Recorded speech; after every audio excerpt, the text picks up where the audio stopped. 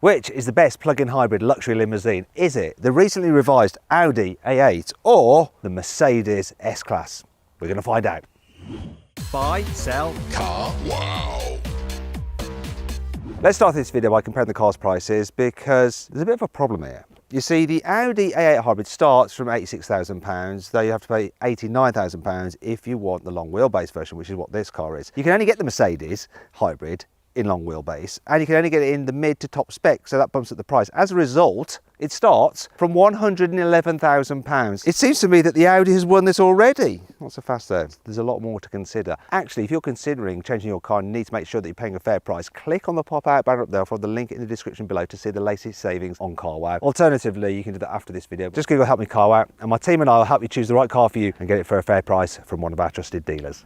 Now let's compare these cars' design. So first, the S-Class. You know, it's Mercedes S-Class. It just looks elegant. What really surprises me about this car is the way that it hides its length. It really does. It doesn't look too huge. I always like the fact it's got that star on the bonnet. It just says luxury. Audi has recently tweaked the look of the A8 ever so slightly, so it's got some new bumpers at the front and the back, different shiny bits of trim. They've just altered the grille ever so slightly, and it's got new OLED headlights. It looks very similar to before, to tell you the truth. In fact, here's a before and after. See if you can spot the difference. I'll give you a few seconds.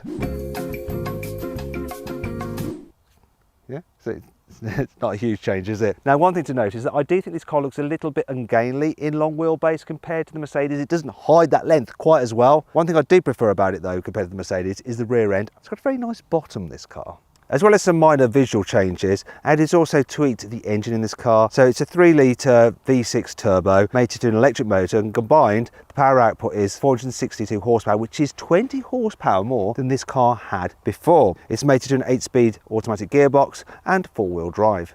The Mercedes has a 3-litre straight-six turbo which puts out 367 horsepower, and it's mated to an electric motor with 150 horsepower. Now, you can't add those figures together to compare them to the Audi because it doesn't quite work like that with hybrids, and annoyingly Mercedes haven't given a combined figure for their car.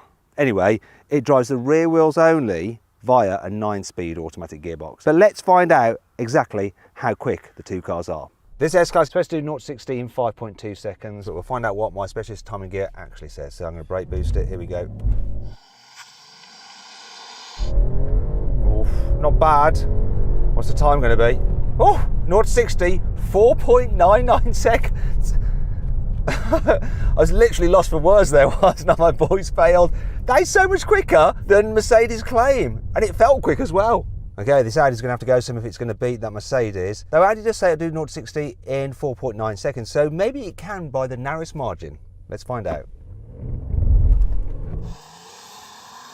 Feels fast off the line. 4-wheel drive traction, you see. Here we go. Whoa, 0-60, 4.38 seconds.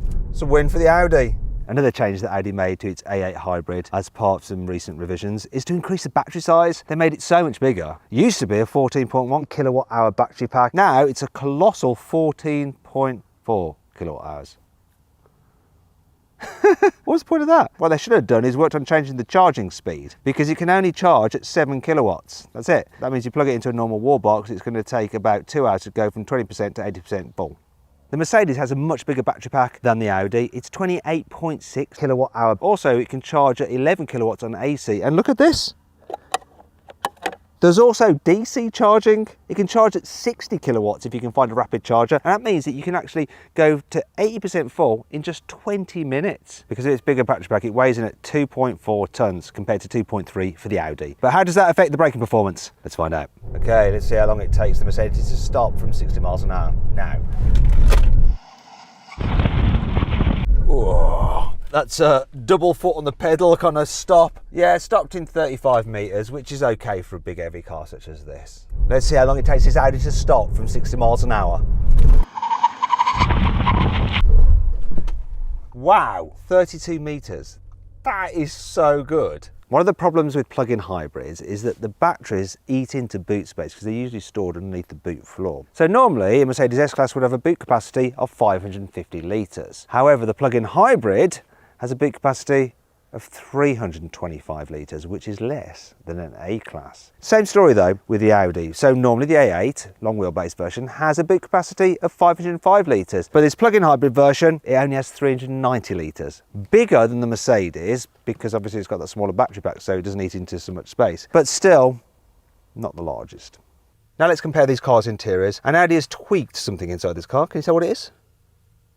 You haven't spotted it, it's almost impossible to tell. It's the seats. Apparently it now has comfort seats, though before the seats were comfortable. Maybe it's just a different design. The rest of the design though is as before. Nice, clean and simple. You've got integrated controls there for the climate, then your main infotainment system here, then a clear digital driver's display in front of you. Quality is very, very good. And it's all very neat and tidy, very Germanic. Here at the back of the A8, it's really very comfy. There's loads of knee room, lots of headroom. You can recline your seats and do all that lovely stuff like that. You've got blinds, yeah. And as part of the changes, look, you've got some new infotainment screens, so they look like the old infotainment screens. They're optional, by the way. One thing that I think has changed, though, is this used to be pop out, this thing for the blinds and so on and so forth, but it doesn't seem to pop out anymore. Now I'm accidentally controlling everything. What's going on? Anyway, if you want to see the full changes to the A8, I've done an in-depth video review on this car with all luxury seats, and you can see how all the different functions work. Click on the pop-out banner up there, or follow the link in the description to watch that video now.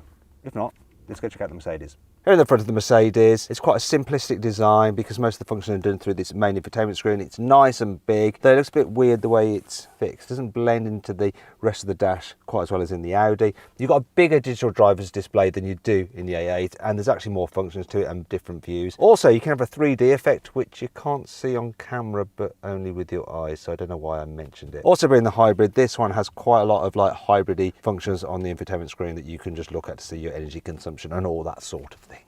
Here in the back of the S-Class, once again, loads of knee room, loads of headroom. I think there's a bit more headroom in the Mercedes, and I love the seats in this thing, so super comfy. Now you might be saying, well, wait a minute, Matt, it's not fair, this car's way more expensive than the Audi. Well, yeah, starting price. However, the list price of this car with all the kit fitted to it costs £113,000. That Audi, with all the options fitted to it, £118,000. So this particular car is less expensive actually, and it gets cool stuff such as this. Look, I can move the chair in front a bit forward, go on. Move forward, and then I can put out a nice little footrest for me. There we go. And I get my dirty feet all over this nice white leather. Oh well, doesn't matter really. Someone will clean it. Yeah, it's gorgeous, the back of this car. There's so much tech on it as well. Look, we've got a poppy outy little tablet here for controlling things such as the infotainment back here and all the aircon and all that kind of thing. Yeah, lovely jubbly. Now, if you want to see all the features on the new S-Class and all the crazy stuff it can do, click on the pop-out banner up there for the link in the description below to watch my full in-depth video review of the latest S-Class.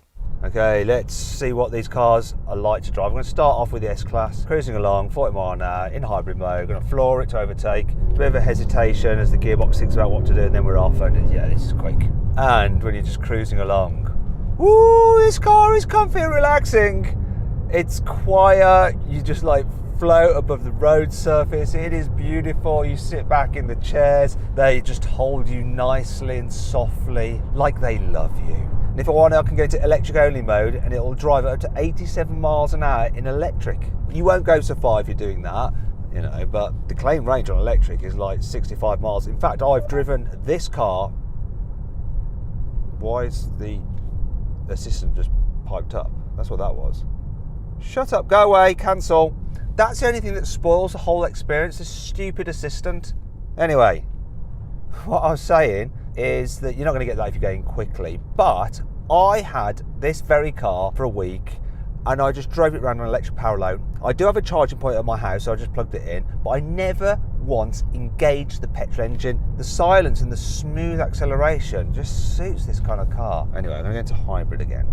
Yeah, it's a bit keener to kick the engine in hybrid mode. You don't have that false stop to the accelerator. Okay, I'm going to try this S-Class on a twisty road. So the first thing you need to know is that the hybrid version is about 300 kilos heavier than the equivalent 3 litre straight six petrol. Weighs in at 2.4 tons, so it's pretty heavy. I've got it in comfort mode and it deals with bumps so well. It goes around corners fine. I'm going to put it in sports mode, which is the mode that no S-Class should ever be in unless it's the AMG. So now the engine is keener to kick in. I've got sharper throttle response. The steering feels a bit heavier and I'm feeling the bumps a little bit more because the suspension has become firmer, but not a lot more. I mean, it's still more comfortable than most cars ever made. But it does grip, goes around the corners pretty confidently, considering the weight of the car and the style of the car. It just does everything well. Okay, so now we come to a town section. There is something just really peaceful about travelling around in one of these things. Things might get a little bit more stressful in a moment because I've got a van behind me and I've got to do the whole U-turn test. Okay, I'm going to do a U-turn here, see if I can pull it off. The turning circle on this is like 12.5 metres. Oh look, it's chaos. Ah, and there's a big truck now. Yeah, it's the trouble with a long vehicle such as this. That white van man wasn't happy. Oh, at least the steering's nice and light.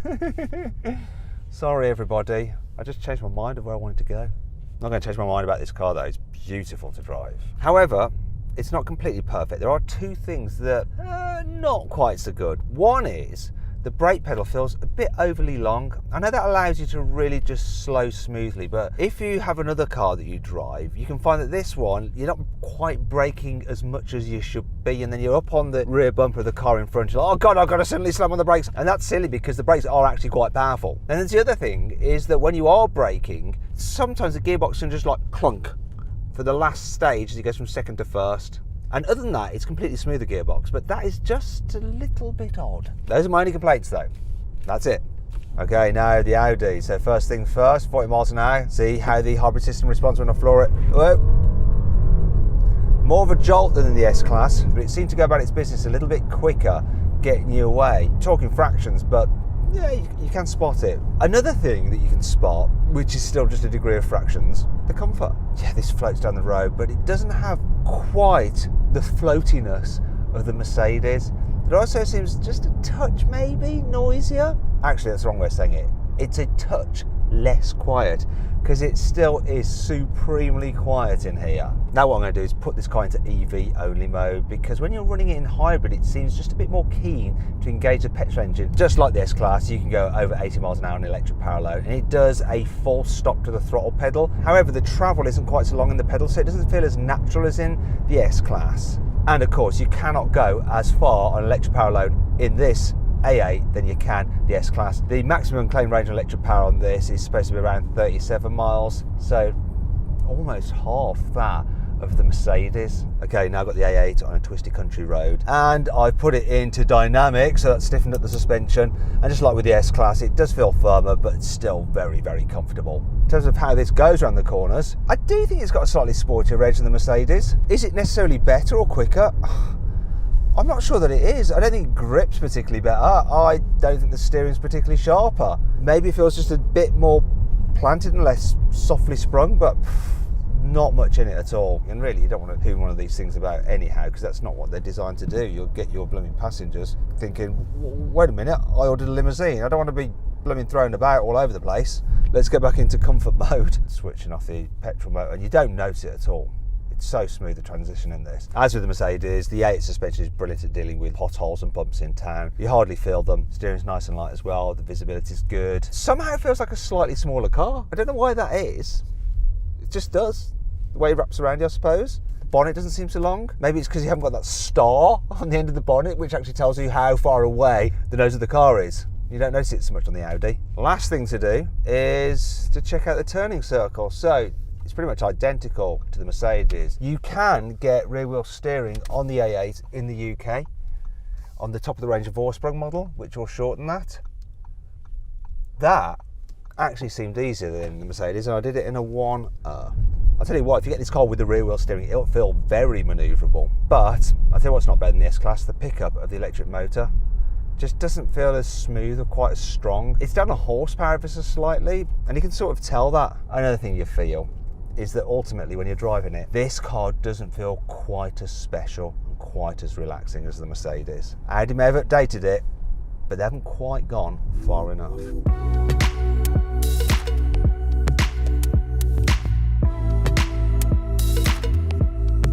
So then, what's my final verdict? Well, the Audi A8 is a brilliant luxury limousine, though the Mercedes S-Class is an ever so slightly better luxury limousine.